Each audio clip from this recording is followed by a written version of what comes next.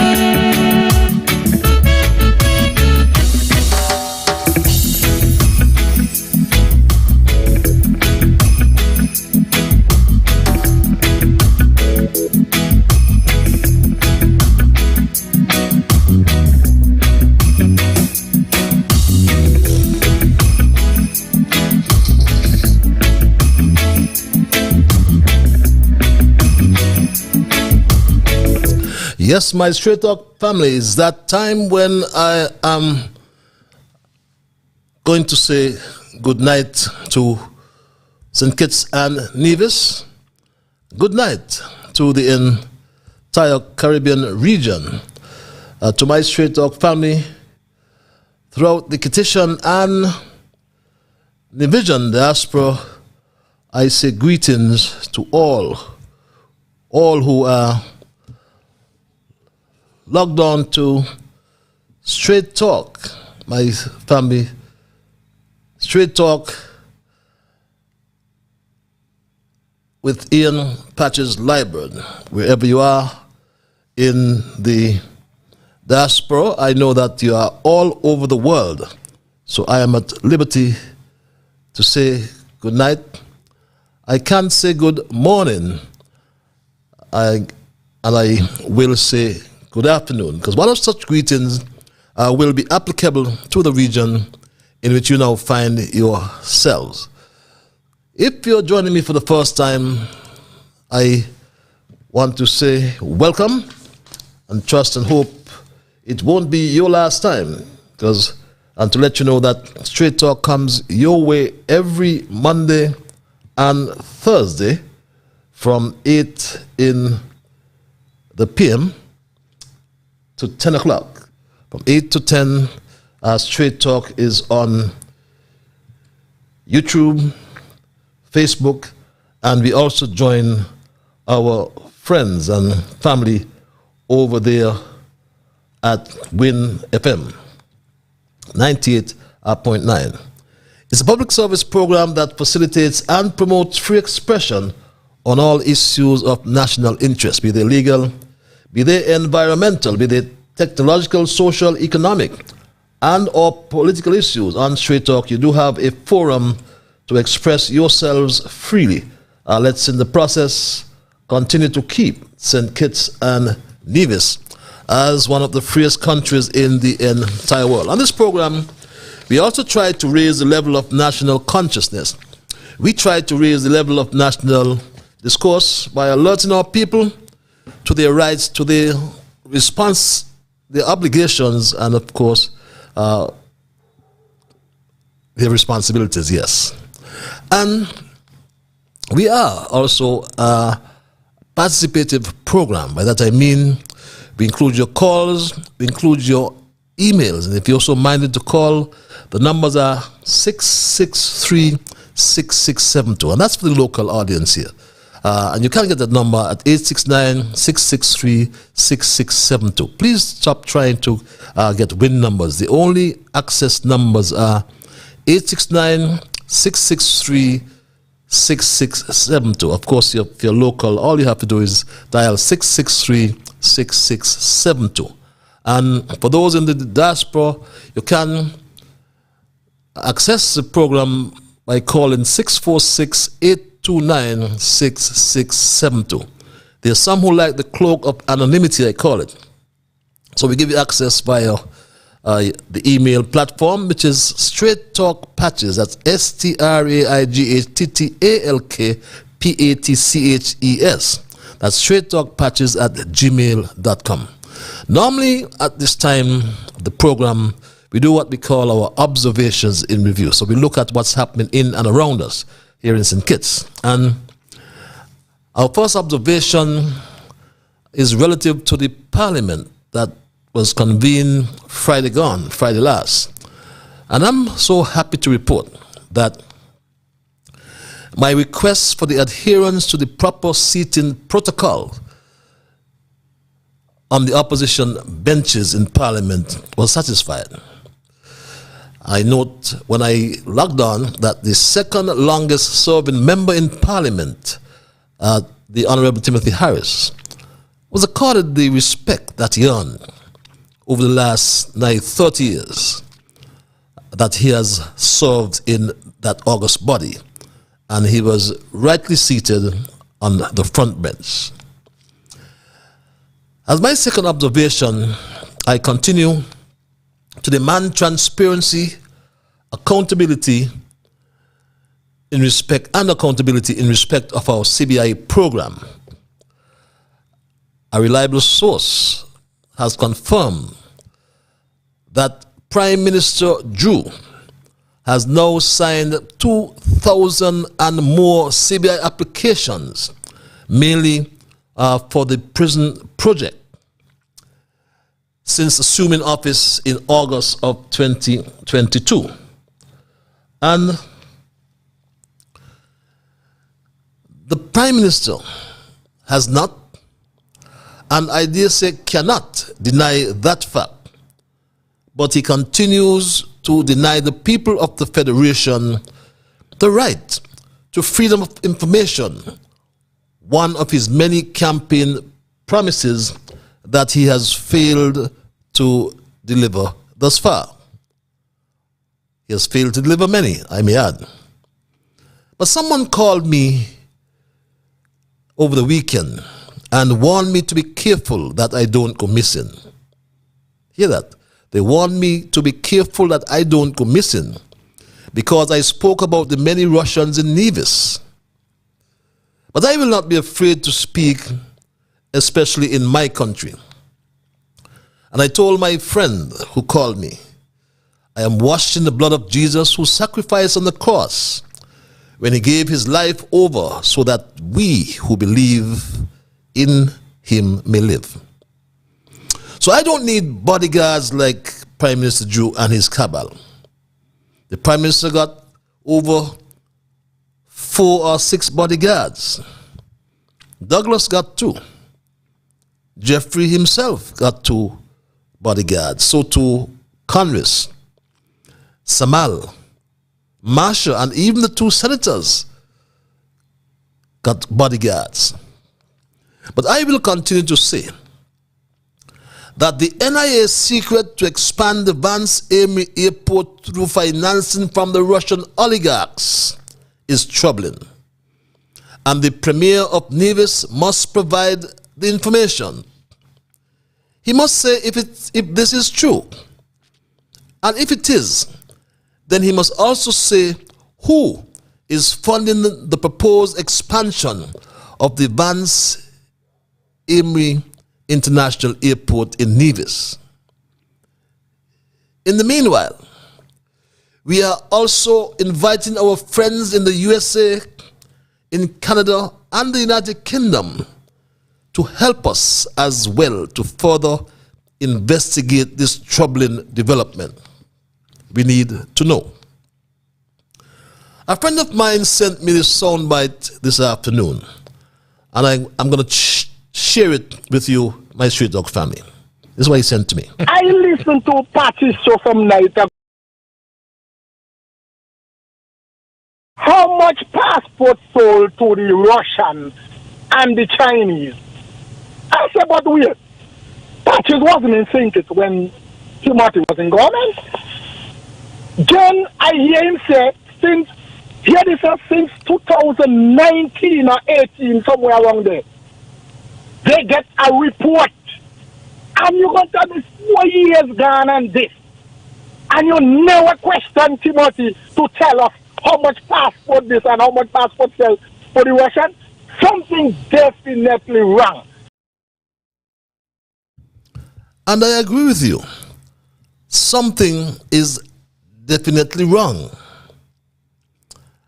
And yes, I was not only in St. Kitts, I was a member of the cabinet, the Timothy Harris cabinet, for 5 years. And I agree something is wrong.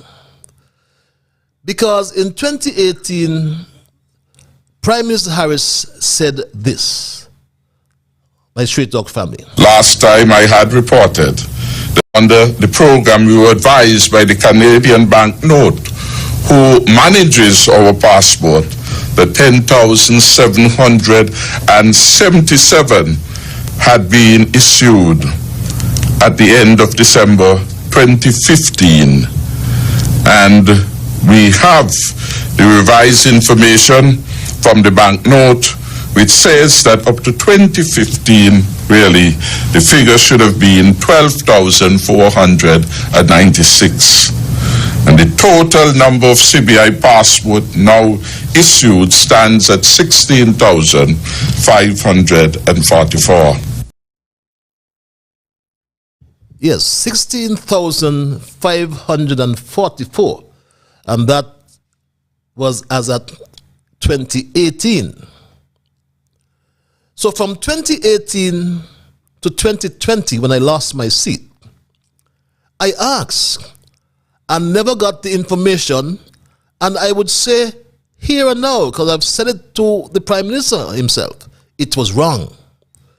So from 2018 to 2022, under the Timothy Harris administration, we never got the information, and I would say, without fear of contradiction and with the greatest respect, that it is definitely wrong. Yes, it is wrong. So now, we have Prime Minister Drew, and he too has refused to give the country the information, and that is wrong as well. And I will ask you, and perhaps I will tell you as well, two wrongs cannot make it right. It is a new day, and we expect a better way. So don't come to tell me I did not come and ask then. I am asking now. And if Harris did not give us that information, he was wrong. And if Joe is not given the information, he is wrong as well. And two wrongs won't make a right.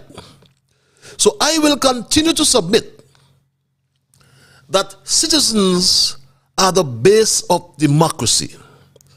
Thus, Kittitians and Nevisians must be given the breakdown of the different nationalities that have acquired passports under our CBI program.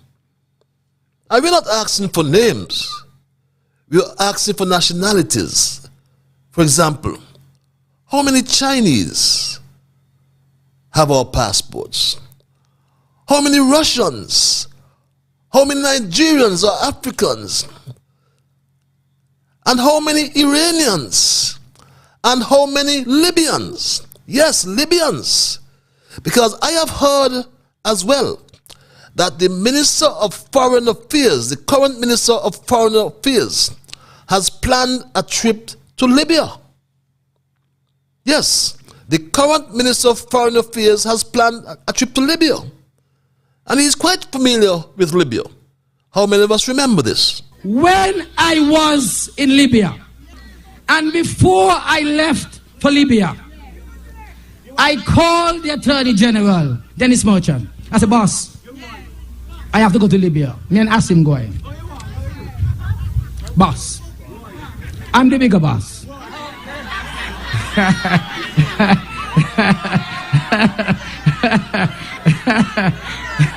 So, as a boss, I am going to Libya. I have to go. I will not appoint anybody else. Because the deputy was with me, as him was. When I was there in Libya, we went down to Addis Ababa in Ethiopia. And then we come back to Libya. Tripoli in Libya. So we ask, why is the current Minister of Foreign Affairs planning a trip to Libya? But all we need to know, Prime Minister, is how many applications you have signed, and that's to Prime Minister Drew. How many applications you have signed since assuming office?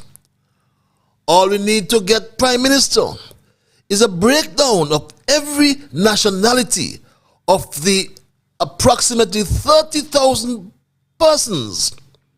And you can confirm that figure if it's accurate. Every nationality of the 30,000 persons that have acquired passports under our CBI. That's all we are asking. It's a new day, so it's a better way. So for the good man, I understand he's Lucy. I don't know if we met before. But for our good man, Lucy, yes, I asked before, and yes, they were not given since 2018, and that was wrong. So we are asking now, and we are not getting it. And that too is wrong. And as I said, two wrongs don't make a right. My third observation is very interesting. It's regional. December the 6th is obviously a special day for Prime Minister Roosevelt Skerrit of Dominica. Believe it or not, the last general elections were held in Dominica on the 6th of December 2019. The last general elections were held in Dominica December 6, 2019. And as such, elections are constitutionally due. Elections are constitutionally due in 2024. But believe it or not, Prime Minister Roosevelt Skerrit has decided to go to the polls. And when he's going to the polls, on December the 6th, 2022, at least 2 years in advance. And isn't that very interesting, my straight dog family? Roosevelt Skerrit is going back to the polls in Dominica. He's not wasting any time. You understand that the opposition is a little bit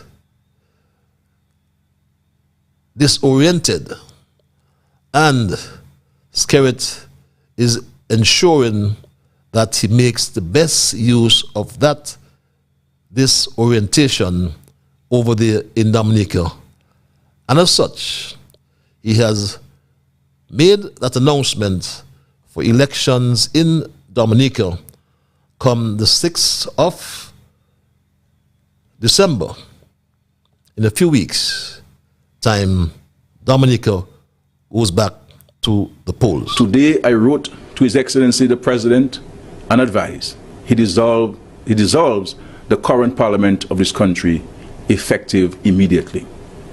I have asked that a fresh writ be issued on Monday, 7th November 2022 for the holding of general elections in the Commonwealth of Dominica. The Dominica Labour Party will reveal its new look slate of candidates in Roseau on Tuesday, November 8th. Nomination day in Dominica shall be Friday, the 18th of November 2022. General elections day in Dominica, the day on which the Labour Party will be seeking a fresh mandate with a fresh team, is Tuesday, 6th December 2022. Yes, 2024 is much too far for Roosevelt Iscariot. So he has called elections for next month, December 6, 2022. My fourth observation relates to the 9-person delegation that's accompanying Prime Minister Zhu currently on his first official tour to the Republic of China on Taiwan. Prime Minister Zhu arrived in Taiwan sometime yesterday. Hope I got it right, because there's so many hours ahead of us. And he has carried a 9-person delegation, which is comprised as follows. Delegation is comprised of a blend of new and experienced parliamentarians and government officials, namely our former Prime Minister and Foreign Minister of Foreign Affairs, Right Honorable Dr. Denzil Douglas, Leader of the Opposition in our Federal Parliament, the Honorable Mark Brantley, Honorable Alexis Jeffers, who is also a member of our Parliament, the Honorable Dr. Joya Clark, the Honorable Aislinn Phillip, the Honorable Cleon Stapleton from the Nevis Island Assembly, and the Senior Officer in the Office of the Prime Minister, Mr. Samuel Berridge, and Assistant in the Office of the Prime Minister, Ms. Hazel Jeffers. Many are asking my Stray Dog family, what are the functions and duties of Hazel Jeffers? So someone who just sent me that WhatsApp. The Prime Minister of Dominica is Roosevelt Iscariot. Many are asking, though, what are the functions and duties of the assistant in the office of the Prime Minister, Hazel Jeffers? What the functions and duties are? Shidok has learned that she's a butler. But I ask myself if they are women butlers. She must be something else. But we cannot confirm. And we will, in due course, get that information, what this assistant in the office of the Prime Minister, Hazel Jeffers, what it means as assistant in the Prime Minister's office. And our final observation, my Stray Dog family, has to do with a story that we are following from Nevis, or in Nevis, to be exact. And that story relates to the film industry. We are following a story in Nevis, or from Nevis, that has to do with the film industry. I am told that the Prime Minister of Barbados, Mia Mottley, refused that investment. I am told that the Prime Minister of Barbados, in fact, refused that investment some time ago, after learning of the film producers' checkered past, including his serious transgression of the US and French laws, for which he was convicted and sent to jail. Now everyone is asking,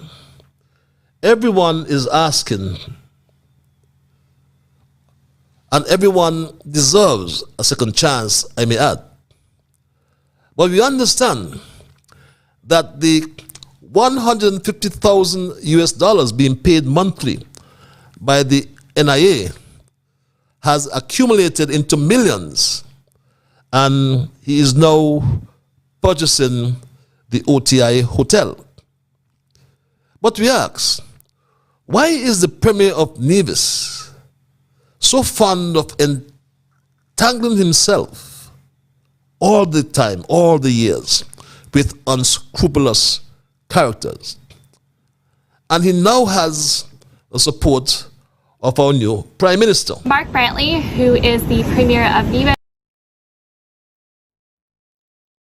by the economy. Yes, there is a financial arrangement with MSR. I believe the number is $150,000. We are prepared to do 35 films over the next 5 years. Along with our development, we are finalizing the purchase of a hotel in St. Kitts so that we can have a base to produce and train people in St. Kitts. Yes, and and as we have spoken before, that you will definitely have our support. But more will come on that, my Stray Dog family. But I'm just asking, having read a Los Angeles Times article, I asked myself, and we ought to ask ourselves, why is the Premier of Nevis always entangling himself with unscrupulous characters? But more to come. But those are my observations in review for tonight, my Stray Dog family. And I will hasten into my main discussion for tonight, my thesis, entitled Budget Deficit, Drama, a Distraction. I repeat that. Budget deficit, drama, a distraction. And it is heading fast towards the first 100 days in office since we elected a new government. And just last week, many distractions were created by a proposition made by Prime Minister Drew that there is a budget deficit. But this, I believe, will soon be behind us. I posit that view, having followed the developments of the past week, which caused much stir. But that debate is just part of a larger distraction. Because many have concluded that the demands of government and governing are much more than our current leader and his team can handle. There has been much chatter about the country being in the red. So I believe that it is very important that we all understand deficits. We must also try to understand whether the government's current fiscal deficit can be justified by the fact that certain actions were needed and were taken to help the country to recover from the COVID-19 pandemic. Recall, this pandemic brought the entire world to a virtual halt, to a standstill. It devastated families, individuals, and economies. Recall that our country's borders were closed in March 2020, except to those cargo ships that came mainly from the Miami region that transported to St. Kitts the food we all import. Recall as well that it was in later in October of the same year, our airports were reopened to international traffic, mainly air transport, albeit we were governed by strict COVID entry protocols. As stated earlier, any creation of a fiscal deficit can be justified. in these circumstances. Furthermore, it was always envisaged that whatever deficit or debt was derived, the government had already built fiscal resilience to cushion the effects on the people. As a matter of fact, my straight dog family, as a matter of fact, 2 years ago, in May 2020, 2 years ago in May 2020, my straight dog family, Governor Antoine of the Eastern Caribbean Central Bank commended back then the Harris-led Team Unity administration for its fiscal prudence. We must remember this, my straight dog family, unless we deliberately don't want to remember this. But the governor of the central bank, Antoine, had this to say. Shocks will come. Many of them are externally driven. We have no control. So the question is, how do we best position ourselves to cushion the effects? One of the first areas that we've really encouraged is building fiscal resilience. Essentially, it is what our parents and grandparents did. Set aside something for a rainy day. The sun may be shining, but it will not always shine. Rainy days will come. And so we have been encouraging countries, encouraging our governments to set aside something so that in a period of downturn or economic difficulty, the government will be in a position to spend more and to help cushion the effect on the people. I know in St. Kitts and Nevis, the government has some reserves, and they have been deploying those in this period to help, and that is welcome. And that was the commendation from Governor of the Central Bank. So if there is a current deficit, it can be financed by the government from the strong reserves in the government treasury. It's simple as that. And this could have been easily explained in the Parliament on Friday gone. And I say, having looked at the sitting of Parliament on Friday last, however, I was saddened to see that the Jew administration, or rather Prime Minister Drew and his cabal, aided by the Speaker, they used a 19th century rule, 19th century, to guide our Parliament in this, the 21st century.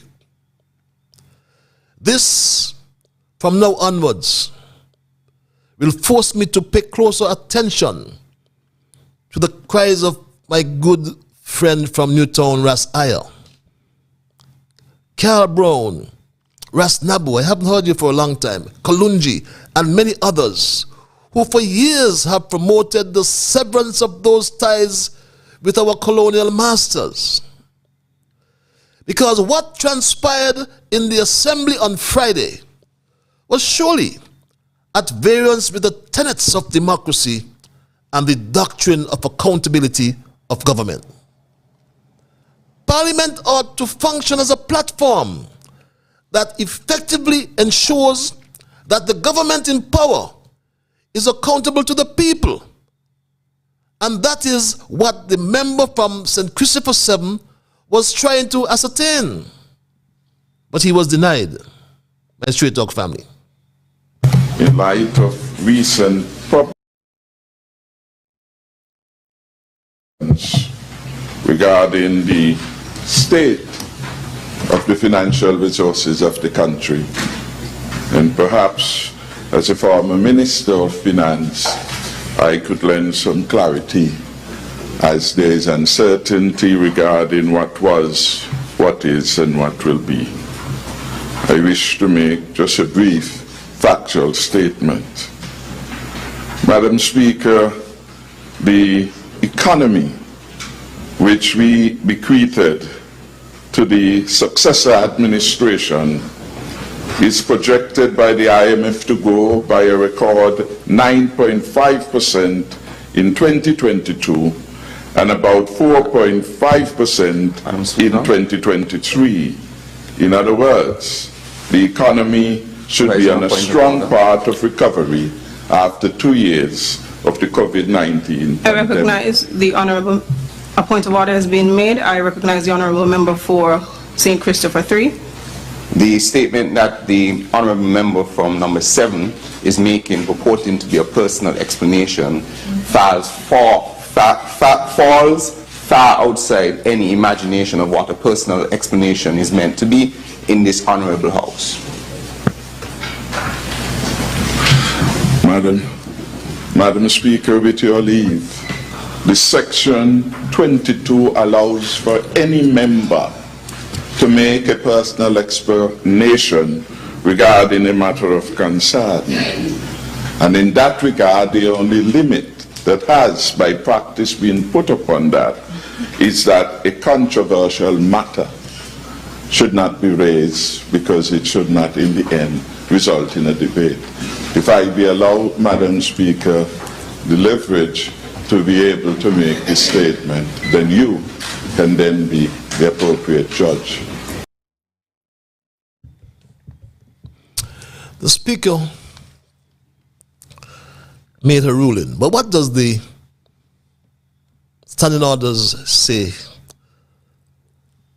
in relation to section 22 of those standing orders by Straight Dog family?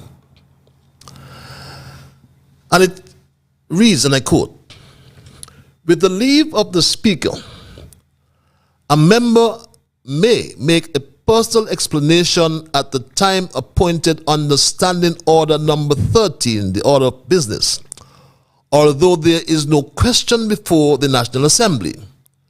But no controversial matter may be brought forward, nor may debate arise upon the explanation."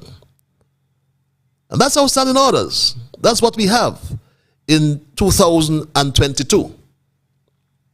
But the Speaker appeased her government that reference an 1844 Erskine May Guide to the procedures in the House of Lords and the House of Commons in Mother England. And the Speaker ruled. And she has that right to do so, and so did she. My decision is as follows. Christopher 7 is about to give or attempted to give does not fall within the conformity of section 22 of the standing orders with regard to personal explanation. As such, I am kindly and respectfully asking the honourable member for St. Christopher 7 to refrain from making any further statements with regard to this item. My decision is as follows. The statement that the honourable member for St. Christopher 7 is about to give or attempted to give does not fall within the conformity of section 22 of the standing orders with regard to personal explanation. As such, I am kindly and respectfully asking the honourable member for St. Christopher 7 to refrain from making any further statements with regard to this item. And you know, someone said to me, the Speaker is a lawyer and knows the law, but we just read the standing orders. And I said to my friend, yes, Lord Denning has a famous quote, which goes like this: the law is an ass. And there's a ruling in the 21st century based on a 19th century guide. The budget was approved by the same Parliament. The Speaker silenced a man who tabled the same budget in December 2021. He's referring to a budget that actually came from the Parliament. It is said that Parliament is an institution of information, and it should serve as a primary body of information related to the issues of governance, functioning of the affairs in the country, and matters of foreign policy. The very existence of our country depends on the strength of our economy. So could a government deny providing such information to the country? Information related to our economy? Why did the Speaker gag a representative of the people in the People's House? The National Assembly, or the Federal Parliament as some call it, is the House of Representatives. There are 11 members elected to the House of Representatives to represent the people who sent them there. But she gags one of them. The people who have sent representatives to the Parliament had a right to hear the facts about the budget. The people had a right to hear about the accumulated cash position of some $688,095,501.41. I don't know where that 41 cents came from. And that was the accumulated cash position as of the 3rd of August, 2 days before elections. This amount, which was revealed by former Prime Minister and Minister of Finance, it was left in the government treasury and now is being squandered by the Jew Labour administration. And don't tell me it's early times now. It's only 3 months. It's only 3 months. But the Jew administration is now called the Frequent Flyers Club. Jew, since got into office, or the administration since got into office on August the 5th, and today is November the 7th. In office for 3 months. And look at what has happened. The Honorable Samuel Duggins has been to Trinidad, New York, Antigua and Barbuda, and Costa Rica. My good friend and doctor, the Honorable Joel Clark, has already been to New York, Antigua and Barbuda, South Korea, to the Bahamas twice. Now she is in Taiwan and scheduled to visit Egypt. The Honorable Congress Maynard has already been to New York, Romania. He left the island today for Egypt and has already been to the Bahamas on 2 occasions. The Honorable Marsha Henderson has already been to New York and Miami on 2 occasions, trying to get our cruise ships. We understand that. The Honorable Denzel Douglas has already been to the United Kingdom, Barbados, New York, Washington, and is now in Taiwan. Young Isalian Philip has already been to Switzerland and is currently in Taiwan. Dr. Terence Drew has been to New York, Barbados, Taiwan, and is scheduled to visit Dubai next. The AG, Garth Wilkin, has been to Barbados and is scheduled for upcoming trips to Dubai. All of this traveling in the first 3 months of office alone by the new Jew administration. They have been all over the world racking up miles, except for my own representative. I'm wondering if the Honorable Jeffrey Hanley. Jeffrey, are you afraid of planes? Or you love to be called acting Prime Minister? I know Jeffrey loves to act. But the Dr. Joe cabinet, we may have to rename them the Frequent Flyers Club or the Mile Higher.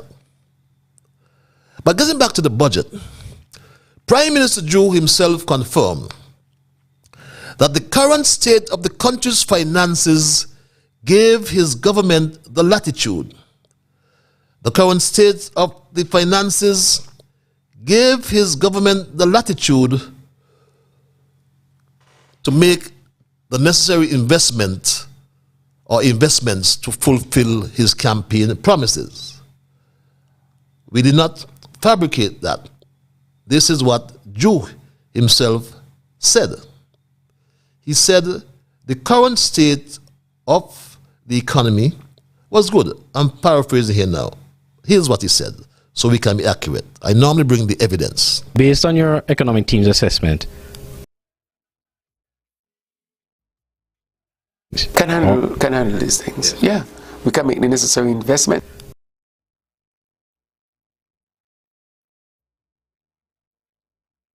On your economic team's assessment, the current state of the country's finances can pay for all these things. Can handle these things. Yeah, we can make the necessary investment. Can handle these things, can make the necessary investments. That was 2 months ago. So what went wrong that suddenly put the economy into the red after 2 months? What went wrong, we have to ask. And that's a fair question. That has to be a fair question, Prime Minister Drew. And you ought to tell us what on earth went wrong. You said the economy was looking good. But all of a sudden, the country has gone into the red. We are in the red, dependent a different course in order to make sure that St. Kitts and Nevis remain strong and viable. But we are very vulnerable at the same time. We are in the red, dependent heavily on CBI, and therefore we have to now chart a different course in order to make sure that St. Kitts and Nevis remain strong and viable, but we are very vulnerable at the same time. So what went wrong? Is the Prime Minister confused? Is he uncertain about the state of the economy? Or is he trying to manipulate the truth about the economy? He finds money to make a gratuitous payment to workers who lost their jobs for refusing to conform to their employer's vaccination policy. How much he paid to them is a state secret. He then pays an honorarium of $2,000 each to 2,000 workers, totaling $4 million. Although he reneged on his promise to pay them 2 months' salary for their efforts during COVID. Meanwhile, he has collected over $200 million from the CBI applications, or the CORs, he has signed since taking office in August. He has projected the rebound of the tourism sector, mainly or especially the cruise tourism. He has made that projection. What we are seeing here is that tourism will expect to be in full swing. What we are seeing here is that tourism will start to go again. The cruise tourism we expect to be in full swing.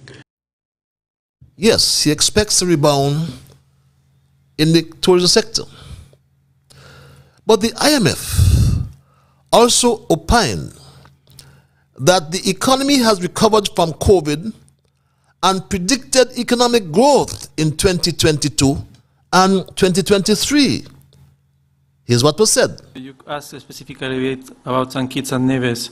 We see a dynamic in the country similar to the rest of the Caribbean, where the economy has recovered quite a bit this year. In fact, we project growth at 9.8 for 2022, helped by the recovery in tourism.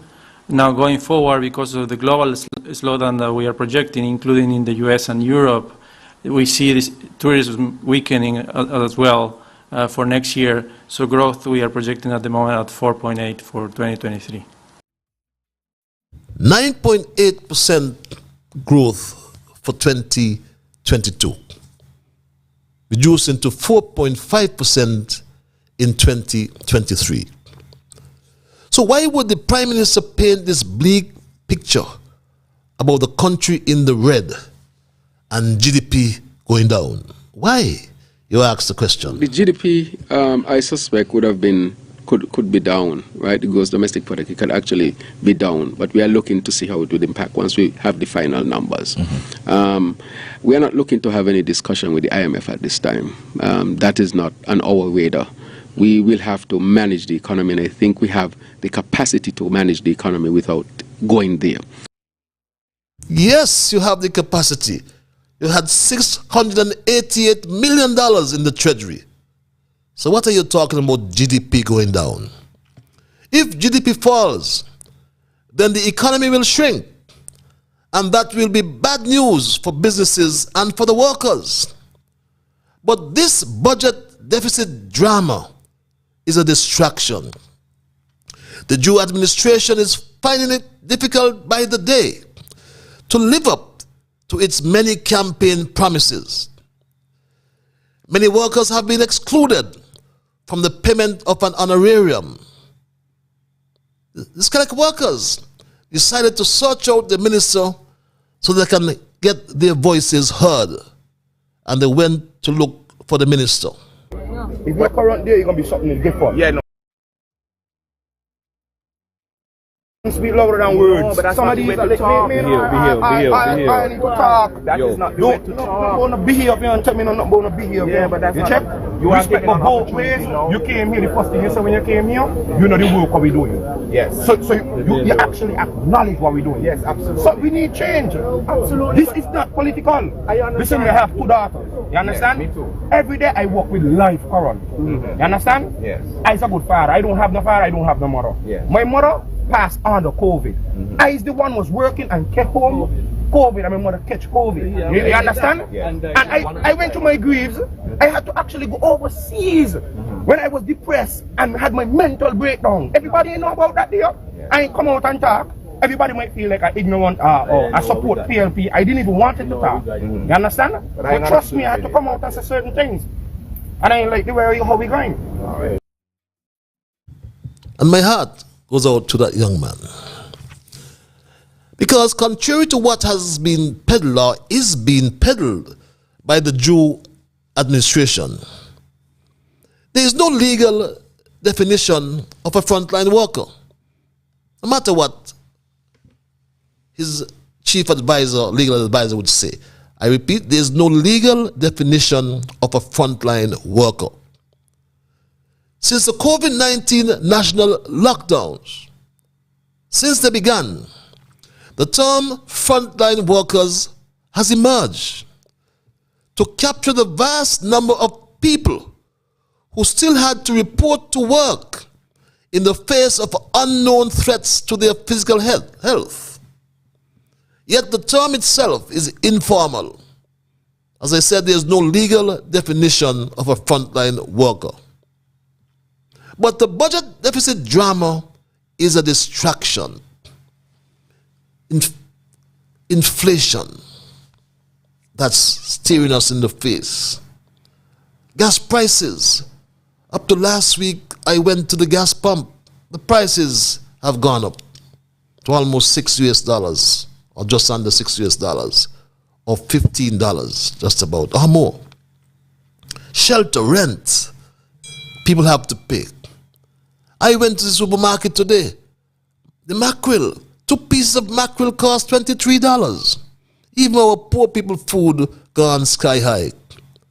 And other bread and butter issues need to be addressed by this administration. Don't tell me that they're here for 4 months or 3 months, are not there for 4 months yet. Nonsense. They must address the kitchen table issues, which are mostly affecting the poor people in this country. You can't put off their poverty. I'm going to put off the crying of the child, yeah, mommy, I want something to eat. No.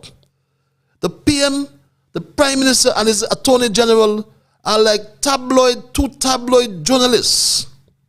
They run to the traditional and social media and do nothing else but scandalize people's name and character and threaten law-abiding citizens.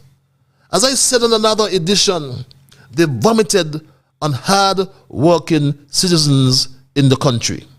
Yes, they did. I think it's time we need to draw a line in the sand, and we need to make sure that we have a better country moving forward. I'm not afraid of anybody. And I'm saying that straight up. I'm not scared of anybody. I was hired to do a job, and I'm going to do that job.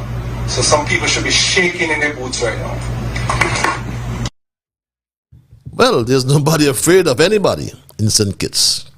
But this budget deficit drama is a distraction from their many campaign promises to the people. Christmas is here, and the Drew administration, while on the campaign trail, promised to pay all civil servants and government officers triple salary under the new Labour administration. They promised to increase the minimum wage to $500, also to reduce the VAT to 13%. They promised as well to raise PAP to $1,500, and the people are waiting. It ain't easy. It is not EASY. Do not let no nice show and no nice thing fool you. The $500 we are getting now from the PAP thing, it is so helpful. I wish I could triple it up. It's so helpful. It comes in so handy. Get to understand what the people are saying. People also want to hear about the CBI dividends that were promised by you, Prime Minister.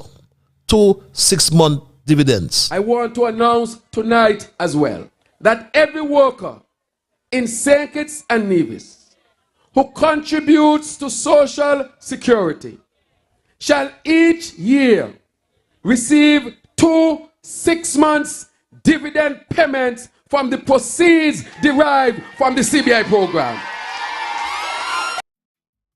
The people are holding you to that. The Drew Labour administration has made commitments that they cannot fulfill. What are the price tags for all of these social safety net programs that are going to raise or rise, whatever is the term? What are the price tags? They are engaging in political activity in opposition and governing a country are two different things. They're not the same. Engaging in political activity in the opposition and governing a country are two different things. If you cannot get it done, Prime Minister, then ask your senior minister. Ask your senior minister how to get it done. Because he's watching you, drinking his coffee and cocking his foot. Yes. Drink me coffee and cock me. Drink me coffee and cock me foot.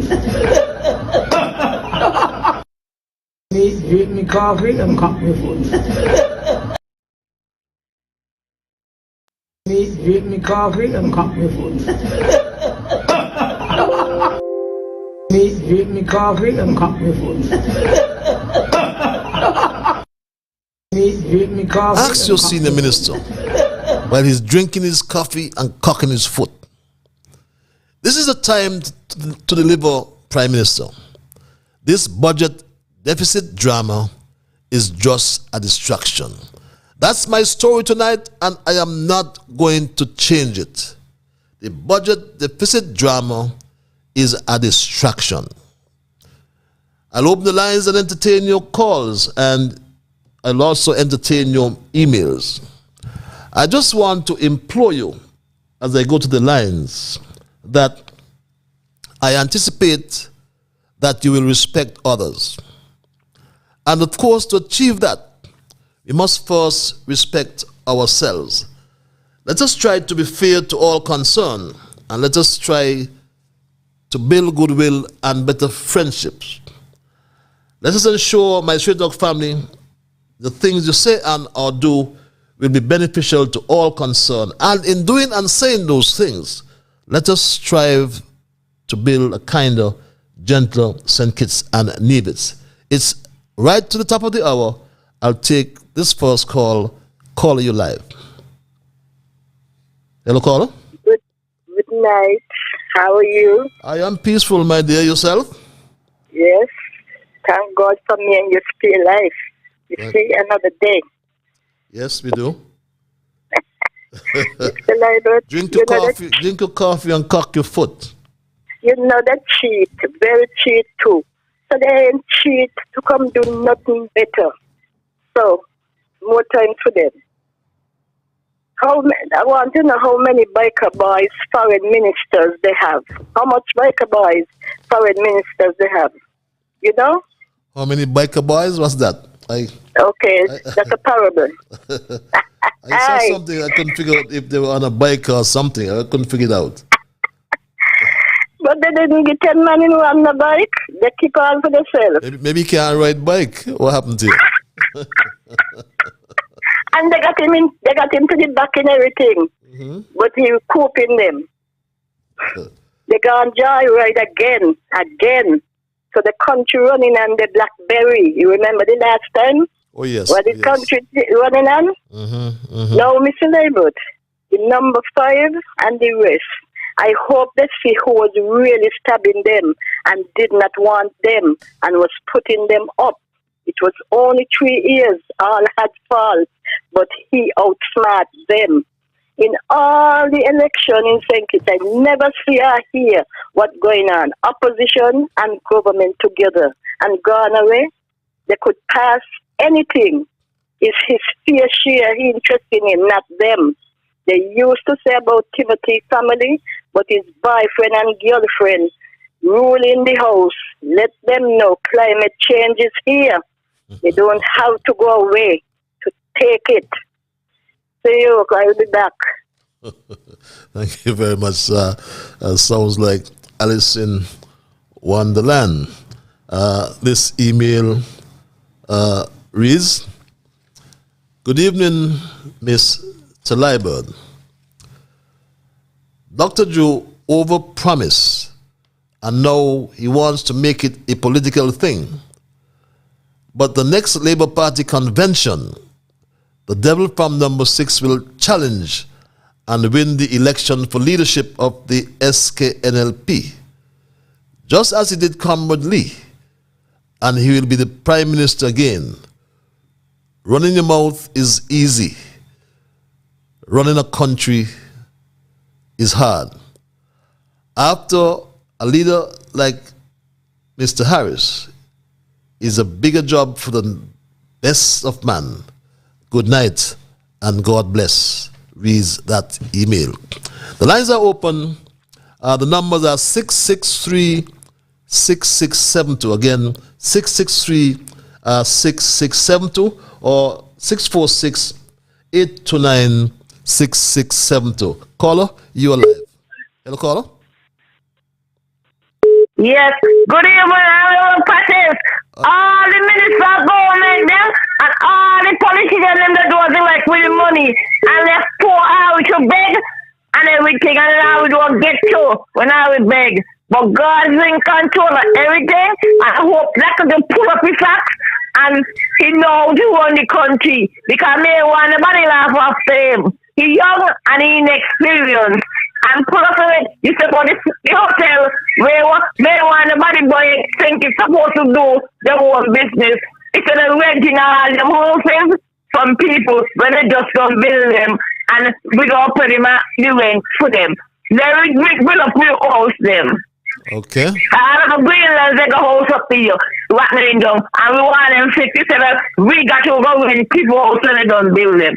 Have a good night because you don't answer your phone. See you. Have a good night. Have a good night, my friend from down west. Let's go back to the lines. Caller, thank you for holding. You are live. Good evening, Mr. Liburd. Good evening, my dear.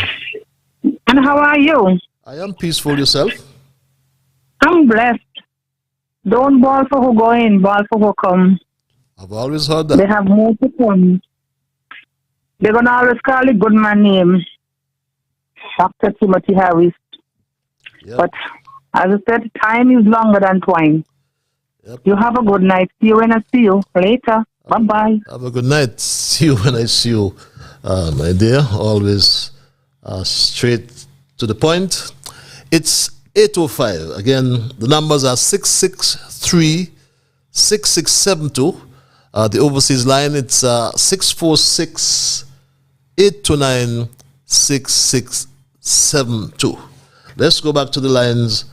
Caller, you are live. It's 6 minutes past the 9 o'clock hour. Okay. A very pleasant good evening to you, Dr. Ian Patches Liburd. How are you, my dear brother? Good evening to you as well. Yeah, well, your radical friend is good. You're good. Going to Montserrat. I'm going to Montserrat soon. You coming? Sure, man. You going to meet me up here? Yes. I have to go and do the landscaping around the thing in the volcano. Yes, hailing my friends and family in Montserrat. Well, you open up tonight, like when you were playing, I think it's for Rivals. I was a Newtown you man. open up tonight. I was a Newtown man first, right? I know that. Yeah, okay. All right. Yeah. I know. Yeah. But you see, when some people sit down on the bench too long, they go to any team where they could get up off the bench. Talk for yourself, my brother. Let me start tonight, folks. I think you have your own name for the travelers gang. But first time I see they got a tourist plane.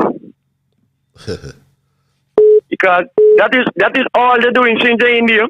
Travel, yes. This new government, under the leadership of Terence Chu, who say he's Prime Minister.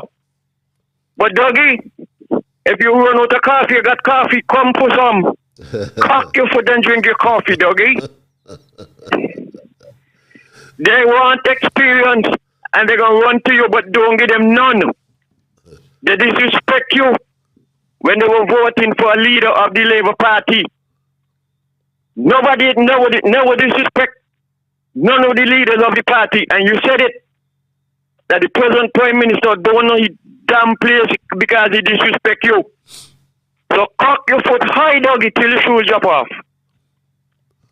Now, in the Parliament, I like what you say, the thing that you read out. Now, where the speaker get them powers of authority from to tell any member who get up to illustrate the truth of what been said, that must refrain from them from doing that? Well, it's the speaker's house, so I mean the speaker's in control, So, but if it's right or wrong, it's her ruling, so you have to sit down. Yeah, but he ain't get up to tell the law he was speaking the truth. Well. And every one of them in there know that. Mm-hmm. But you see, when one lawyer joins with another lawyer, you can't get no truth. No care how you call it. Whether arithmetic, sums, math, algebra, geometry, you ain't gonna get no truth. Then Mr. Conway, immediately he, from the inception of he entered in Parliament, he showed the whole world what he is. He has no respect for the House, and he has no respect for nobody. When he gonna say anything he leader tell him do, he gonna do. If he leader tell him jump, he ain't gonna ask him how high. And he showed it when he was in there, because twice he was thrown out of Parliament because of his disrespectful behavior. And now he come back again. Every time, the second most experienced parliamentarian in India as a leader of the country, which is Dr. Timothy Harris, still Prime Minister, because he was not pushed out of office legally. He gonna disrespect Dr. Harris. Every time Dr. Harris get up to say something, he want to shut down Dr. Harris like India is his house. So I want to tell Congress, slow down, cool out. There are some political speed bumps ahead of you. Okay, ahead of you in the future. Cool down and learn from those who know more than you, those who have more experience than you. You're going to get your Babel tower where you're building up all of these payoff from, and take it easy. You will work for your money honestly and pay off for it. Patches, I got more to say, but I'll come back. Thank you very much, my dear brother. Yes, and Parliament ought to function as a platform that effectively ensures that the government in power is accountable to the people. And that's what the member from St. Christopher 7 was doing. Yes, there are standing orders. We do have our standing orders. And yes, if they're not clear, we run to Erskine May. We run to 19th century rules in the 21st century. And we have to think seriously about that. I have. Congress boy, take your time, reads this email. You have up too much speed. Slow down. In Parliament last week,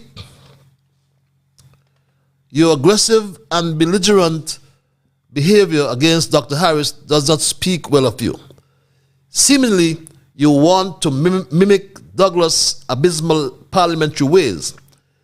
Is it any wonder why he campaigned so vigorously to ensure that you succeeded him as leader of the Labour Party? Take your time, boy, and have some respect for your elders or your seniors, reads that email. Let's go back to the lines. I want to thank you for holding. Caller, you live. Hello, caller? Caller?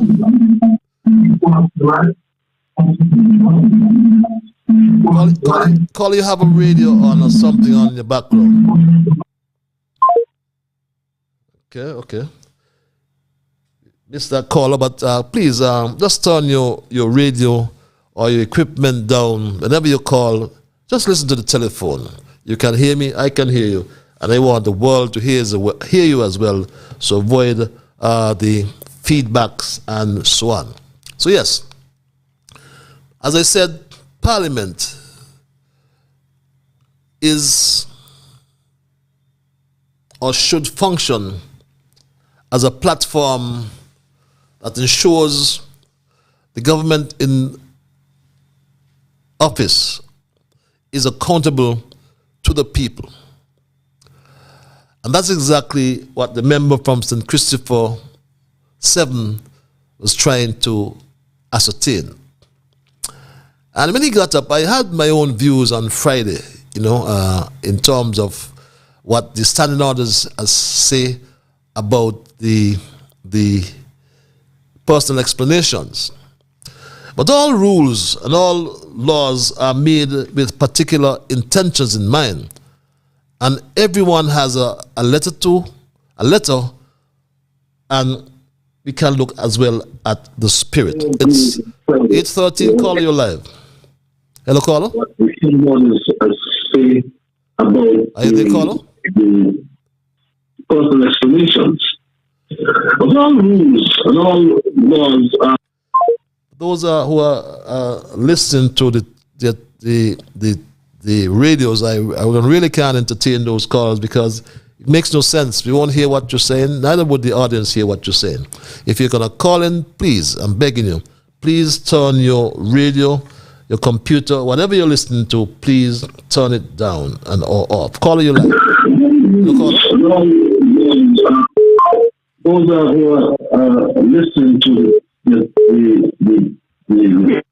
I'll put you on hold until you turn your radio down. Let's take this other call. Caller, you live. Good night, Patches. How are you doing? I am peaceful, my brother. Yourself? I'm here. I'm trying to resist myself. I'm picking up the phone, but I just had to. Mm-hmm. Do you really believe that hypocrisy should go on the law books? Hypocrisy should go where? Go on the law books. On the law books? Yeah. Well, so it's a serious matter. That's why I asked the question. I asked two former politicians before, and they said that people live in prison. So I want to ask you now, as a former politician, what you think about it? Hypocrisy should go on the law books. Well,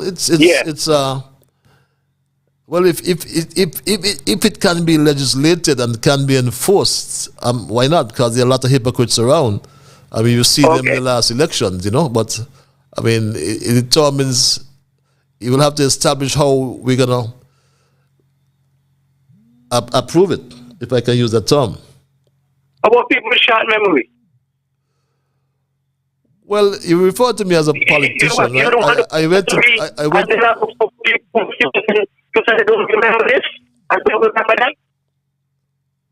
A politician once told me that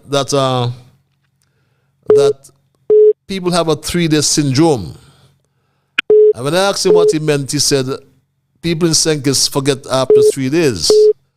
And every time I look at him, he was not successful at the polls, right? I still remember it, and that was about almost 30 years ago. You know, but you're so correct. You're so correct, my brother. Mm. The reason why I asked you the question, right? Mm-hmm. Because over the years I've been listening to your programs from ever since. Even before you get in government, I've been listening to your programs. And certain callers, the thing that they say, as you mentioned, the 3-day syndrome of, you know, I want to know, well, why they choose certain things to talk about and don't remember certain things to talk about. So true. But I'm just listening. Like I said, I've been very hesitant for a long time to pick up the phone to call because I don't want to ruffle no feathers. So I just talk in parables and people would understand. Anyway, that's the problem we have. When we get posted. Okay, my brother. When we see face to face. Okay, thanks a lot. Thanks a lot, my brother. Well, that is so true. You know, people are so afraid to talk this time or these times, and I always said to you, just talk the truth, but be prepared to stand alone. Caller, I want to thank you for holding your live. Hello, caller. Hello. Yes, you're live. Hello. Yes, you're live. Hi, Patrice. How are you? Hi, Patrice. How are you? I am peaceful. Yourself? The what good? Yeah. Question to ask: does a non-nominated member do travel so often? Some member that wasn't voting, non-nominated member. Does they travel so often? You mean non-elected? Yeah, non-elected member. Does they? Well, even though they're not elected, they have an instrument of appointment from the Governor General, appointing them to whichever ministry or portfolios. So, even though they're not elected, they run a ministry, and they have that authority in the law, right? A constitutional authority. They have that constitutional authority, I must say. I remember. Go ahead. Sorry, you remember. Back in about the early 2000s, about 2004 thereabout, when we had this Senator Halver Hendrickson, and his friend Douglas appointed him as a minister of public work. As a matter of fact, he was my minister, all right, and he had so much power, and there was an outcry because he was not elected. He was not only not elected, so too was Nigel Carty, and people never accepted that, but now it seems to be the norm, right? Even in T Unity, you had senators who had ministerial power, so things have changed. Yeah, but that's the problem. I wanted to know if they do travel like how this one traveling.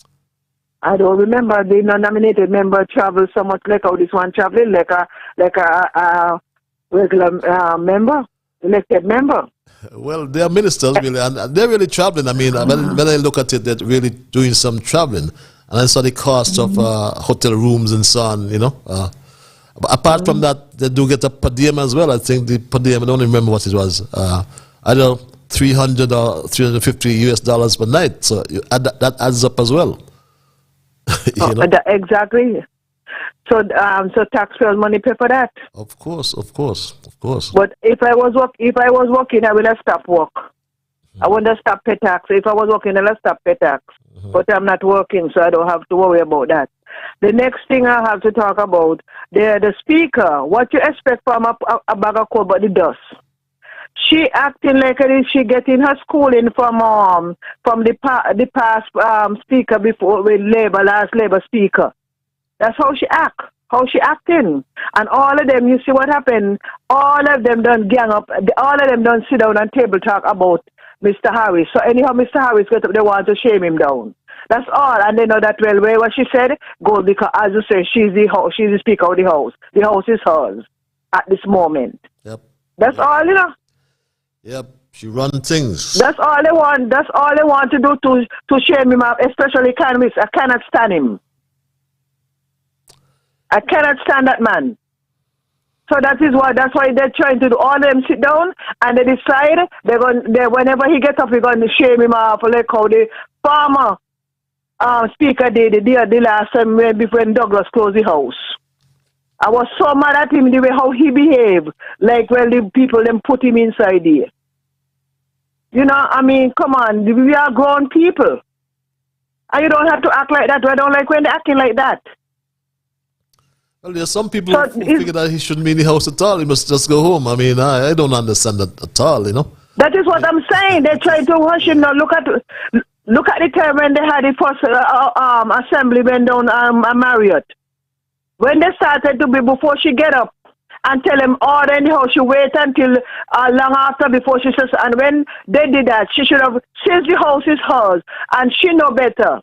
Anyway, what you expect from the young people these last days? These young people, I mean, come on, they don't have nothing common sense. Because then she should have get up and said, listen, we're not to tolerate this right there and then. He had a Moravian minister, he used to live on Christchurch. And he have his children, when he and the pulpit preaching and the train and behave bad, he come down off the pulpit and correct them right there. And the congregation said, why did you do that? He said, correct them right there. Don't pretend to go home behind closed door. Correct them right there. So this is what I'm saying, that she should have correct them right there in Adon Marriott and tell them, no, we're not to tolerate these things. Well, but you see, all of them don't gang up, all of them gang up upon Timothy. But as they all say, no ball who go ball, no ball who go ball who coming, because you know who was there, you don't know who you'll get. Yep. You don't know who you can get. Okay, thanks for your... So anyway, so all the best. All the best to you. Thanks for your commentary. Bye. Let's go back to the lines. I want to thank this caller for calling you live. Hello, good evening. Good evening, my dear. Yes. 7 years Timothy Harris victimized people in St. Kitts. And all the call brought on everybody calling, Timothy. When the Speaker of the House used to shut down Douglas and they can't say nothing. And now are you spilling all your feelings? That's why we get rid of them. We get rid of all of you. Look at a break your bill. Look at a plot your bill. And patches Liburd, and shame on you that to be drilling it still. If I was there, I would have taken some egg and back in Timothy's face. Timothy is wicked. Timothy said, go and fast and pray. Well, he minions them eat millions of dollars. So that woman who called in and said about how they bought Timothy, if I was there, I'd get up and I'd chop bag of shit in his face. What did they lock you up? Timothy is a wicked man. Were you to get locked up? Timothy is a wicked man, and he get a dose of his own medicine and can't take it. Get rid of them. Get rid of them. Can I ask you a question? Actually, not as well. Like I said, the speaker went back into the 19th century, and this lady, of course, going back in the centuries as well, because we are now living in a civilized world, I mean, why can't you accept the different view, right? You have a view, but other people have a view. That's their entitlement, and I don't want us to react to the caller. I know I see you, and the phone has just lit up. Let's not get into arguing with that caller. I want us to apply what I call the Mark Twain rule. It's a quotation by Mark Twain. Never argue with a fool. You'll have to stoop to their level and they will beat you with experience. Caller, you're live. So I don't want to... Don't argue. Kudos to the caller before the last one. Yeah, I love the one, the caller before the last one. Mm-hmm. She has spoken the way the truth is supposed to be spoken. Proverbs say, answer not a fool to his folly, otherwise he will be wise in his own conceit. You know what that means to say? The only thing that a fool can understand is foolishness. But if you see somebody who is sensible, and they speak in foolishness, then you could correct them because they could understand something more than foolishness. And Patches, I think you should have cut her off. Let's not go. No, please. Let's not go there, please. No. Patrice, I'm talking straight. No. But she disrespect the program. No. But she gonna throw egg in Harry's face. But don't worry with that. Just everybody's entitled to their view. We're gonna entertain all views, whatever shade. So let me ask you something. Yes. You remember some years ago, you said on a program, you see why people have to use bombs? Yes, I said it. And they condemn you for saying that on the radio? Yes, but that was their view. But I will say it again. I understand. Well, anyway, everybody don't hear who are talk tonight, and they know who have integrity and who don't. Yeah, but let's make your point. Do not get occupied. You just quoted Proverbs, right? You quoted Proverbs, then why just forget the lady? Quote your Proverbs. All I'm saying that everybody who said on the program tonight. What did you say Proverbs said? Say it again for me. Listen. What did Proverbs say? I am saying that everybody who listens to the program have heard all of us who call already. That's the last thing I said. No, I'm not saying that. I'm done with that. Yeah, but I'm talking about the lady. You just quote the scripture. What did the scripture say? You want me to quote it? Yes, please. But then you let me talk about what I want to talk behind it. We don't got to go to Proverbs say. Yes. Proverbs say, answer not a fool. Right, so done with that. To his folly, you will make him be wise. But I am saying this. The only thing a fool can understand is foolishness. Right. But when you hear somebody sensible chatting foolishness, then you could correct them because you know they know better. Okay, all right. That's your point. Okay, let me go here now. I agree with the people who work for Skelet, and I agree with the gentleman who speak. So everybody here, what they need to get and what the Prime Minister or whosoever, the Minister, promise them, deliver to the people them. Because you make a political promise to get where you are. And now you get there, you forget the people them. You forget last week a woman called and said that Leon want him money. They ain't give me money yet. And the last thing now I'm going to say, the commander for the army, he should have never allow the band people them to be singing this stupidness. What they were singing on Independence Day parade coming on the road. Get rid of them. Get rid of them. That is political, and he should not have been there up the camp as no head. I will vote for Mr. We retired Errol Maynard to go back for any time and get rid of the man there. And furthermore, he ain't born here. He neighbor string ain't cut off here, so he don't have no love for here. That's why he allowed them to play that. Patrice, you have a good night. Have a good night. Me ain't I'm afraid to talk in, and not me. Thank you very much. Me ain't say no bad word. But I'm going to talk, and I have to talk. Me ain't afraid nobody, you know. Okay. If God make people not man, and all who afraid to ease their conscience, God ain't like it. God give everybody their own conscience, and anybody go sleep if something is bothering them, and they ain't do it, God ain't like it, and God gonna deal with all of us. Anyway, have a good night, Patrice. Have a good night as well, my dear brother. And just remember that everyone has a constitutional right to express themselves freely, at least here on Straight Talk. Let's go back to the lines. Caller, you are live. Hello, caller. Yes, it's me. Mr. Liburd, that's not fair. If it was you face, then it should not try again. You don't let continue. Lord, man, you know this program, a lot of people don't listen, but this program gone all over the place. And that how Timothy end up or treat people so good. That's unfair about it. What she had to say. I know it's patient to say so. Why are you wasting time with that?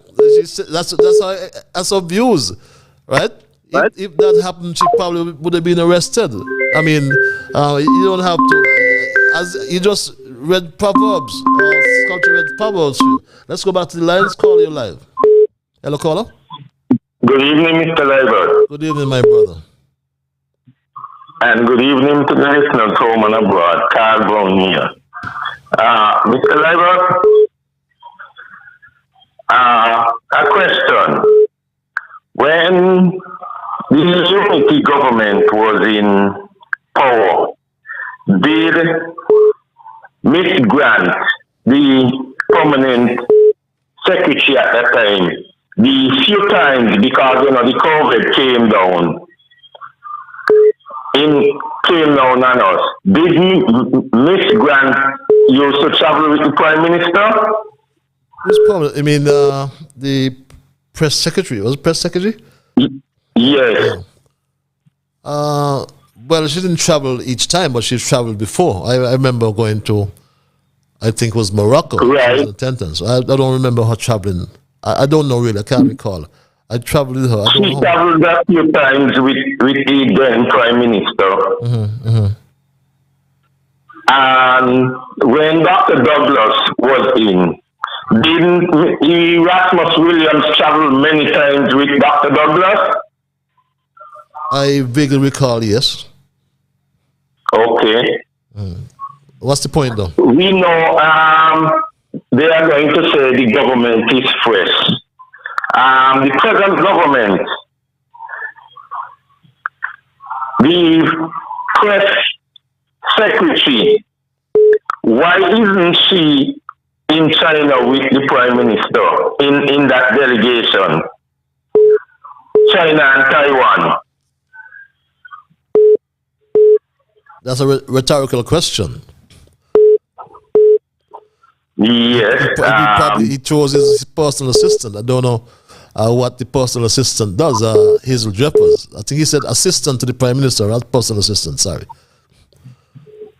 But okay. So why isn't the press secretary in that delegation? What's the expected outcome of the question? I don't quite understand why you ask the question. Well, I'm asking the question because yes, a few trips now the Prime Minister has made, and she became the press secretary, but she's not in any of those delegations. A few times now she is the press secretary. Okay. I think she went to UNGA, right? United Nations.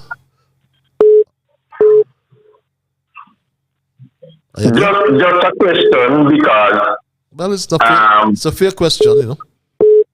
Yeah. The other thing is the step workers are complaining. Say this is going to be the third week and they haven't received any salaries. Anybody contacted you or made mention of that? No, this is the first. This is the first time I hear it. Well, last week Friday and the Friday before last week Friday, step workers are grumbling and complaining and lamenting that they have gone to their banks to look for their salaries and no salaries is there. And when they ask a question, they've been told the paperwork ain't come down yet or ain't reached down yet. And they've been told that to check back this Friday coming. Well, we'll follow that story, Cal, but thanks for your intervention. Another thing. Quickly, please. The workers for the election were complaining that they didn't get paid yet, but for now, on my investigation, I understand some checks they are awaiting those workers from August election that some salaries have reached the Treasury and they must work with some ID. Okay. We'll follow those stories. And the last thing is that people have to respect people's views. When you come on and your turn, you could say, well, I don't agree with her, I don't agree with him. True. But that's the view. Exactly, and they're entitled to the view. Exactly. Yeah. Okay. I'll do that. Thank you very much for your intervention.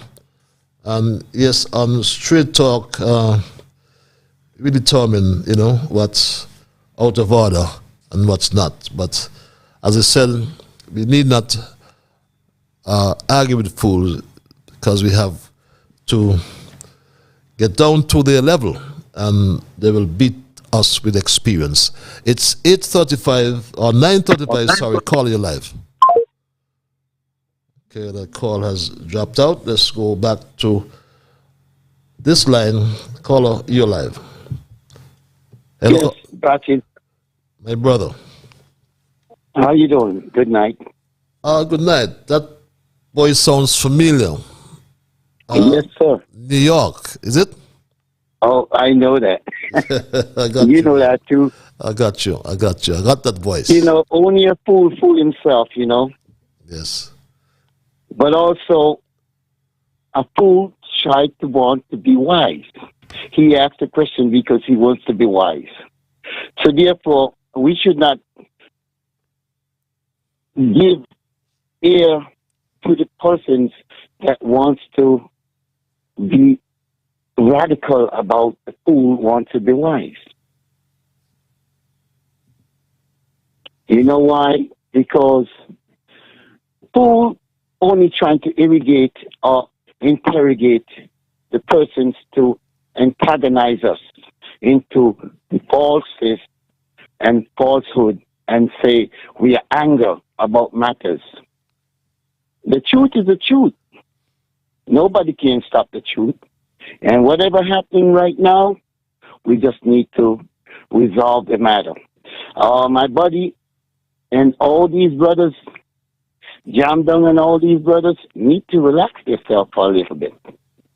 Take it easy, relax yourself. And you, my brother, I want to know that you are a man and you resolve a lot of problems.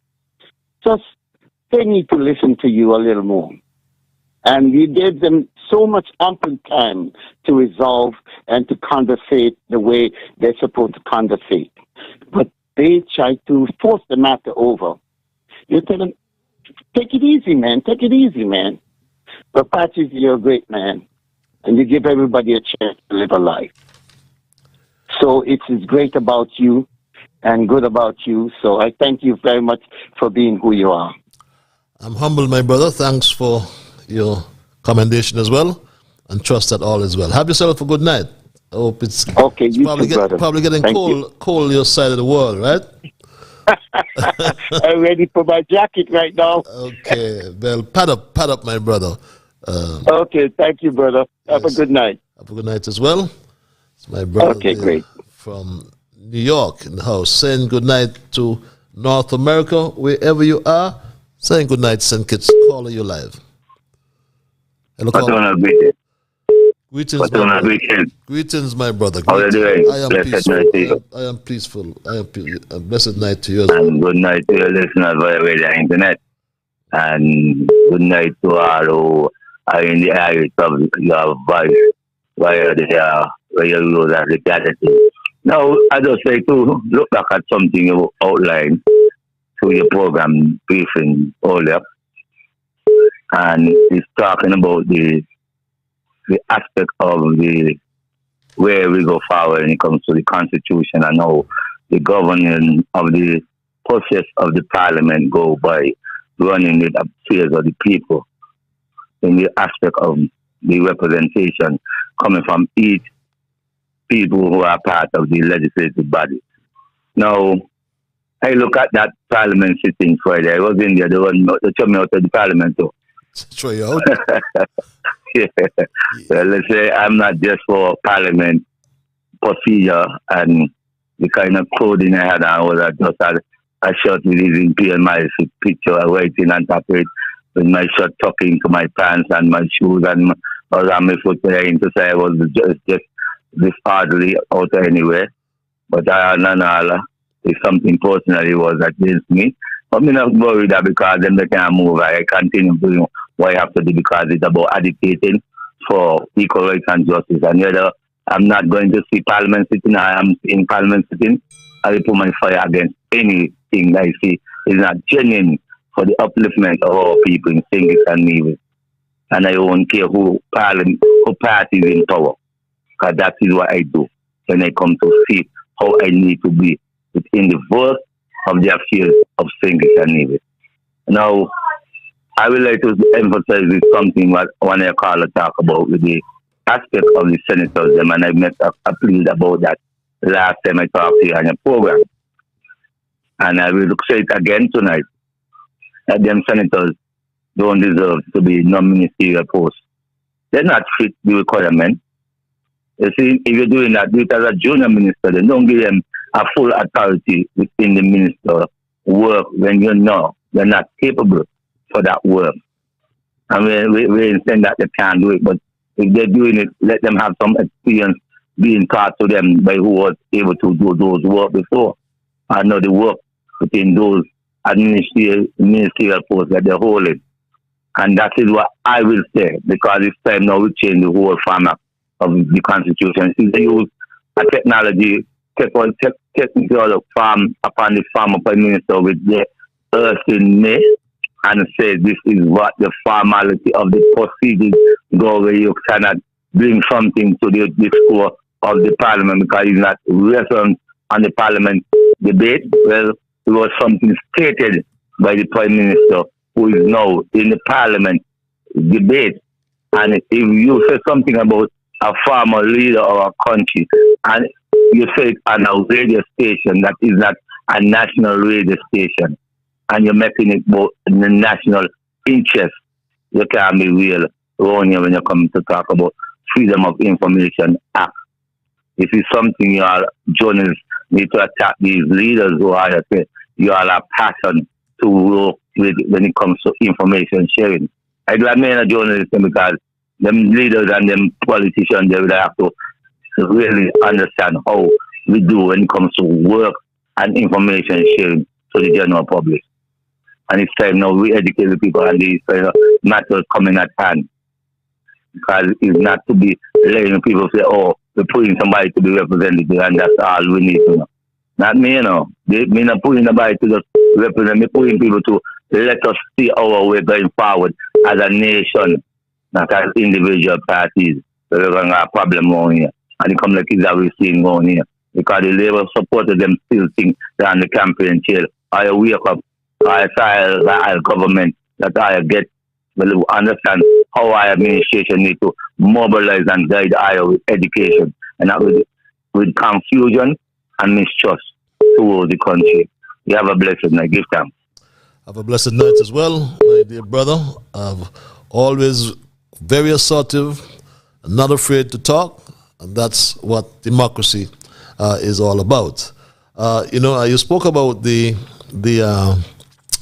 senators getting full ministerial authority, and I read an article in the Sudbury Star, which is in a Canadian newspaper, and it said, and I quote here, the Senate is a corrupt bureaucracy that needlessly costs Canadian taxpayers money. The people do not elect Canadian senators whom the Governor General appoints based on the advice of the Prime Minister. Very interesting article. Don't have time. I'll read it some other time. Caller, you're live. My dear brother. This is the Major. How are you, Major? Falling. I'm happy, man. I'm happy. I want to get, listen to me, boy. Listen to me. I find that you was under a little bit of pressure. You was under fire. And I know that you're not a coward, you know. You have to be a soldier. Yeah, as a good soldier, you die with your guns in your hand. Yes, but listen to me. Yes. What I want to give you, listen to this, you know. What I am saying to you, yeah? Listen to me quite closely. Patches, I realize that you're on the fire, but I know you're a soldier. But what we are trying to do, how to have peace. Many people long for peace. And for a minute of silence may soothe our minds. You know what I say? A little bit of silence because these fellows are getting a little cautious just a while ago. So I just started working with that. Many of people, let's speak quite slowly. Many people long for peace. And for minutes of silence, they need a minute of silence that may soothe our minds. Because the Bible says, Hatchel, peace is a real thing. And peace is with God. So don't let people forget you. I listen to you, I mean, you know how I operate. as a soldier, you got to remove something. Not that you're running from the trouble, but you could, and not that you're going to conceal yourself, but you got to be careful. Yes. Good soldier. You understand what I'm saying? Good soldier. So peace is silence. When you have peace, you have silence of your mind. So therefore, don't worry about God needs peace and we'll get peace one of these days. Thank you very much. Thank you very much, soldier. And I would hasten to add that I'm at peace with my God, I'm at peace with myself, and I'm at peace with the world. Patches reads this email. The speaker would have let the former prime minister explain the situation, but she was bullied and hounded by Congress Maynard. Remember, he got up about 4 times to object. Everybody knows what the former prime minister was about to say. They don't want us to know the truth. Parliament is a place where people listen to get information and to know what is going on in their country. And that is so correct. Parliament is an institution of information, and it should serve as a primary body of information related to the issues of governance, the functioning of the affairs in the country, and of course we can add matters as it relates to our foreign policy. It's now 13 before the 10 o'clock hour. I know the clocks went back up north, so it's 13 before 9. So just to tell your my Straight Talk family in North America, tell your friends, your family, that we now start at 7 o'clock your time, which is even much earlier than as per usual. Let's go back to the lines. Call you live. Mr. Patrick, good night. Good night, my brother. How are you? I'm fine.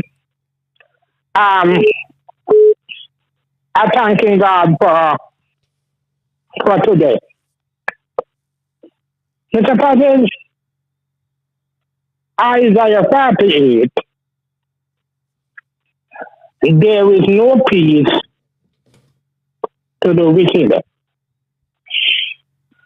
He said the wicked, in the same Isaiah, he said the wicked are like a troubled sea. Now, I said, I want to tell you this. I believe Psalm 15, God set up and God bring down. But when you have peace with God, the Bible says, being justified by faith, you have peace with God. God is the Prince of Peace. And so, do not let nobody steal your joy, Mr. Patrick. When you stand up tall and stand up for the truth. Don't let nobody take away your joy. That is all going on now. The people, they are the 4-letter word. LOVE stands for love. If you ain't got no love for your fellow men, you ain't got no love for yourself, brother. One of these days, the same thing you do in your brother, you come back to harm you. And God in ask Cain, where is his brother? Cain was back. My brother's keeper. And so we are one of brother's keeper. But this minute we here, this minute we gone. And when the people behave, so be careful. I just hope they know what's coming to them. But I am telling you, don't worry. Do what you're doing.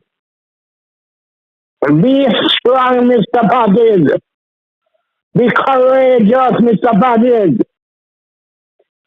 You understand? And the Lord is going to take care of you. There is Psalm 91. He that dwelleth in the secret place of the Most High shall abide on the shadow of thy mighty. I will say to the Lord, He is my refuge, my fortress. In God will I trust. Surely He shall deliver me from the snare of the fowler and from the person that walking at noonday. The destruction that come at noonday. 1,000 shall fall at thy side, Mr. Package, but they shall not come near.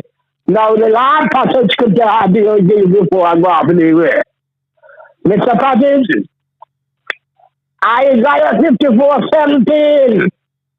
No weapon that form against thee shall prosper, and every tongue that rises up against thee in judgment shall condemn.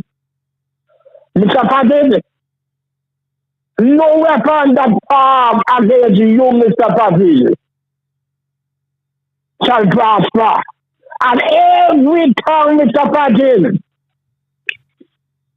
not governor, every tongue that rises up against you shall be condemned. Condemned, yes, my brother. Thanks a lot for your input, my brother. Have yourself a wonderful night.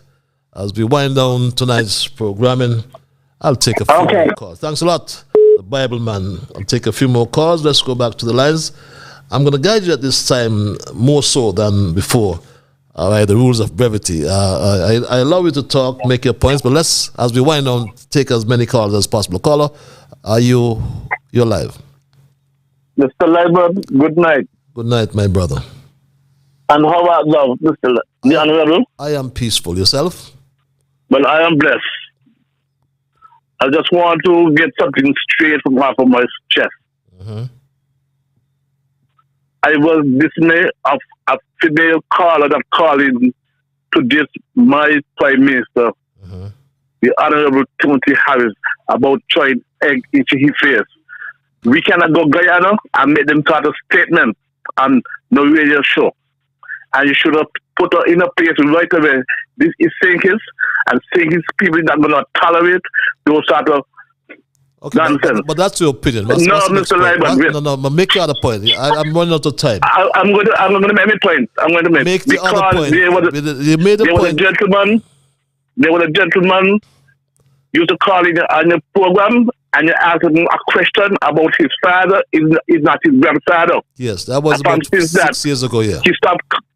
Since that, he stopped getting on the radio. Yes. But hearing today on the radio talk show with Mr. Bradley was despicable. But the Prime Minister should investigate the past, present government, and all of them need to get locked up. But he was the same one who went over Marriott and wanted a shake and from the same big sword like he's normally called. And these things, Mr. Liburd, I have great respect for you. And these things are supposed to stop people and letting them know we're not going to tolerate this type of behavior. But you know, okay, I'm running out of time, so I'm not going to. Yeah, I understood, but I am vexed. I am vexed, and next week, Thursday, I hope nobody will come on the radio and make them start a statement. You have a pleasant night. Have yourself a pleasant night as well, my dear brother.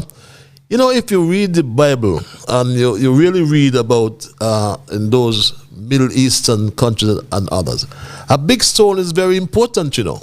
You know, so sometimes I wonder why people get so eerie about comments, you know. People are entitled to their view. And if she was there and through egg, she get locked up and go to jail. So why you worry about that?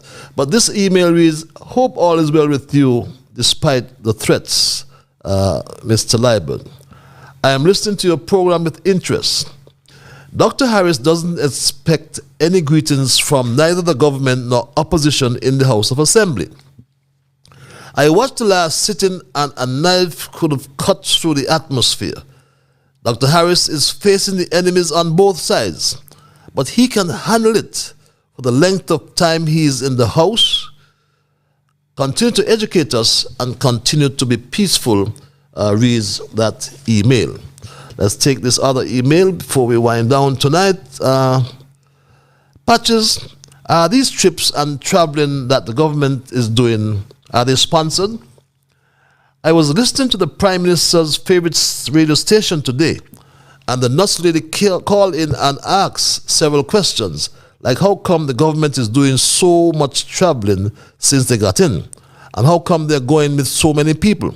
The host told her that the trips are sponsored, nonsense, and it seems like she believes him. The host seems to know everything about the government. So I would like to ask the host a few questions. When the minimum wage is going to increase? How many passports have they sold since the government got into power? And when is the re-registration of the PAP program is going to start? The host used to be an advocate for the poor and needy during the pandemic, but not now. It's all about his government now, defending everything they do. Poor people still need help and assistance, and they have to eat every day just like them, reads that email. This final email reads, good night, Mr. Patches. Great topic tonight. St. Kitts Nevis was voted number 6 as one of the richest nations in North America in 2021. That was under the administration led by former Prime Minister Timothy Harris. How could the Federation now be in the red in 90 plus days? Dr. Drew has decided to join the big boys table for a game of Russian roulette and will be torn to shreds for swimming among killer whales. I love that you allow everyone to voice their opinion on the show. However, some folks are non-compos mentis, so we just move on and not become bitter. When folks know better, they do better. The Speaker of the House of Parliament is an embarrassment to her position. It's very sad to corrupt oneself for worldly power. That is not lasting. So Timothy Harris isn't defined by the insults and boos directed to him.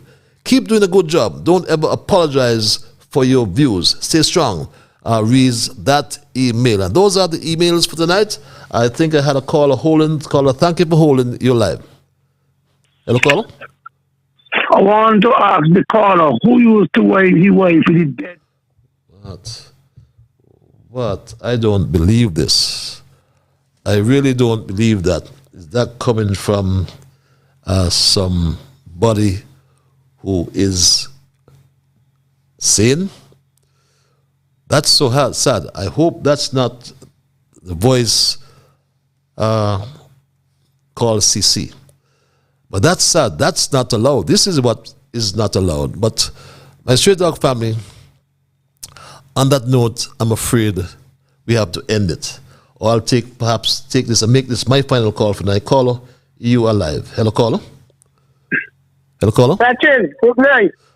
You have my final caller. Patches, yes, good night. Good night, my brother. Yeah, Patches, we don't really need to go down the road and stuff with you right now. But I want to tell these people that Timothy born here. And who all feel they could meet Timothy and disrespect Timothy. They're not just there, you know. They're going to get locked up. They're going to meet the forces on the road. Timothy ain't do the Labour Party, nothing, you know. Labour ain't branding Timothy face like how they brand the tribe in Africa. Timothy born here. People got the right to move on when it's convenient to move on. No political party rule nobody here. Timothy got the right to move on. He born here, just on the child. And a warning them, you know. They're going to make a big surprise in this country. Mama, they have failure. Because I said this call, I want to talking to a married man. Have a good night, Patches. Have a good night as well. My Stray Dog family, that's the way we're going to end it. My lines are going, but I'm out of time. And I asked the question earlier, and I'll ask it now. Is the Prime Minister confused? Is he uncertain about the state of the economy? Or is he trying to manipulate the truth about the economy? He found money to make a gratuitous payment to workers who lost their jobs for refusing to conform to the employer's vacation policy. How much did he pay them is a state's secret. He then pays an honorarium of $2,000 each to 2,000 workers. My maths are right, that's about $4 million. He reneged though on his promise to pay them 2 months' salary. Meanwhile, he has collected over $200 million, as estimated, from the CBI applications or the CORs since he took office. He has projected the rebound of the tourism. The IMF has also opined that the economy has recovered from COVID and predicted economic growth 9.8% for 2023 and 4.5% for 2022. 9.8%, beg your pardon, and 4.5% for 2023. So why would the Prime Minister paint this bleak picture about the country in the red and GDP being down? If GDP falls, the economy will shrink, and that will be bad news for businesses and for workers. But this budget deficit drama is a distraction. The Jew administration is finding it difficult by the day to live up to its campaign promises. Many workers have been excluded from the payment of an honorarium. We saw what happened with the Skeleton workers. But contrary to what has been peddled or is being peddled by the Jew administration, there is no legal definition of a frontline worker. Since the COVID-19 national lockdowns all over the world, the term frontline workers has emerged to capture the vast number of people who still had to report to work in the face of unknown threats to their physical health. Yet the term itself is informal. There's no legal definition of a frontline worker. But the budget deficit drama is a distraction from the real issues of inflation, high gas prices, rent, food, and other bread and butter issues that need to be addressed. Instead of addressing the kitchen table issues, which are mostly affecting the poor people in this country, the Prime Minister and his legal advisor and AG are acting like two tabloid journalists run to the traditional and social media so often and do nothing else but to scandalize people's name and character and threaten law-abiding citizens. The Prime Minister says that they are auditing the development bank, for example, or to use his words, it's being audited. If the development bank or whichever corporation or company, whichever is being audited, wouldn't it be prudent to wait on the audit report and come armed with that report and come to the nation?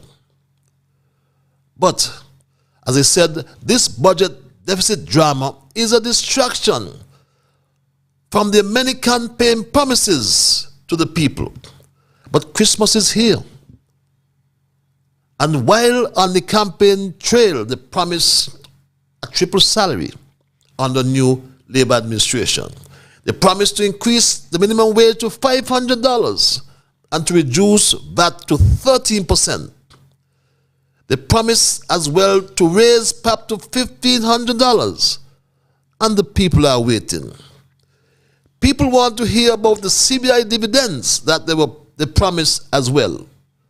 And some people may not believe it. Someone said, no, Prime Minister Joe did not say that. Prime Minister Joe did not say he paid dividends. Then if you said he did not say that, then this is what he said.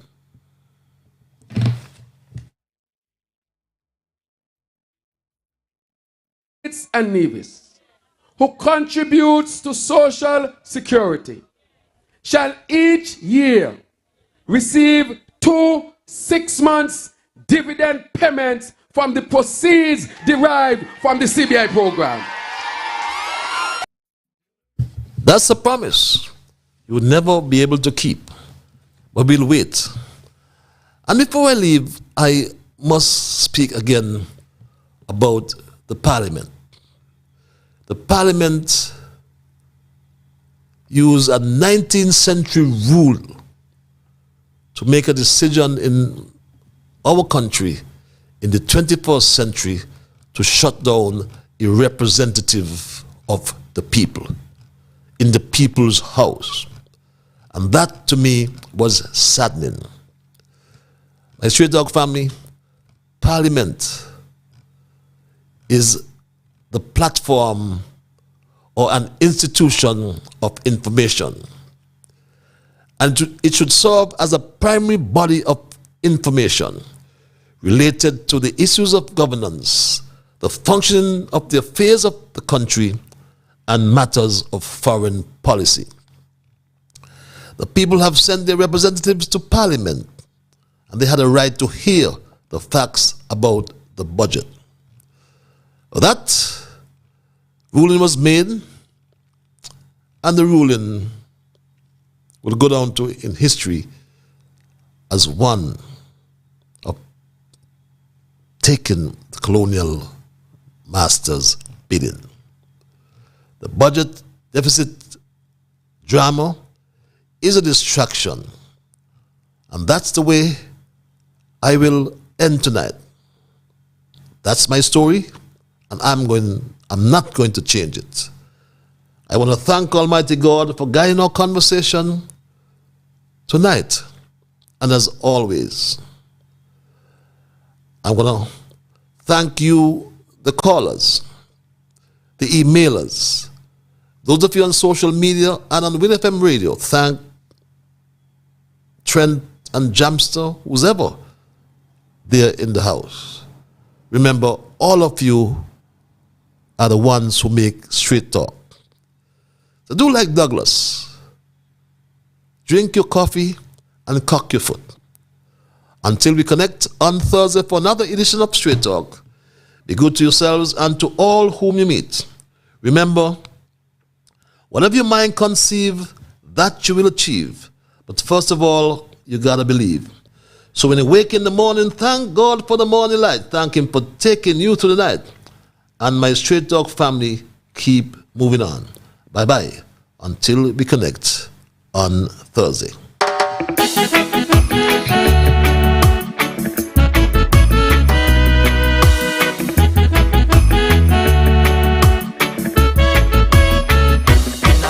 In the morning, I thank God for the morning light.